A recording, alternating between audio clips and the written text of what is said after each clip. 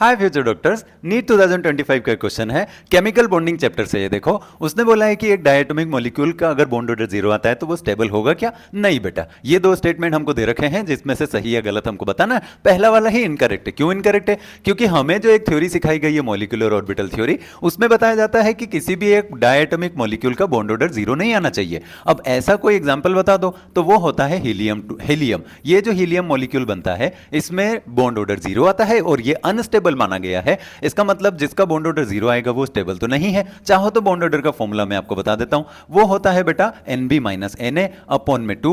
तो इसमें हमें ये जो NB दिया गया है ये होता है क्या? बॉन्डिंग मॉलिक्यूलर ऑर्बिटल, और ऐसे ही ये होता है एंटी बॉन्डिंग मॉलिक्यूलर ऑर्बिटल। अब देखो, दो इलेक्ट्रॉन इसके और दो इसके, अगर 2 माइनस 2 करोगे जीरो आएगा, डिवाइड में 2 रखो तो भी जीरो आएगा। पहला स्टेटमेंट इनकरेक्ट है, जिनका बॉन्ड ऑर्डर जीरो है ना वो स्टेबल नहीं है। दूसरा स्टेटमेंट कह रहा है कि बॉन्ड ऑर्डर इंक्रीज होगा तो बॉन्ड लेंथ भी इंक्रीज होगा क्या?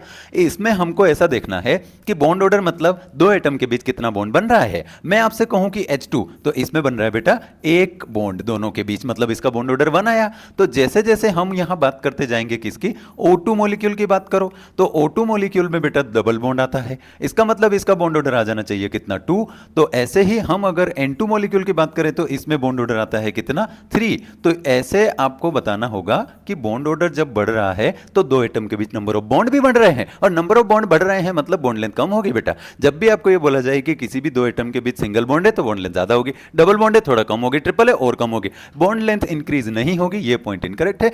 इसका मतलब दोनों ही स्टेटमेंट फॉल्स है और ऐसा दे रखा है थर्ड ऑप्शन में, यही आपका आंसर है।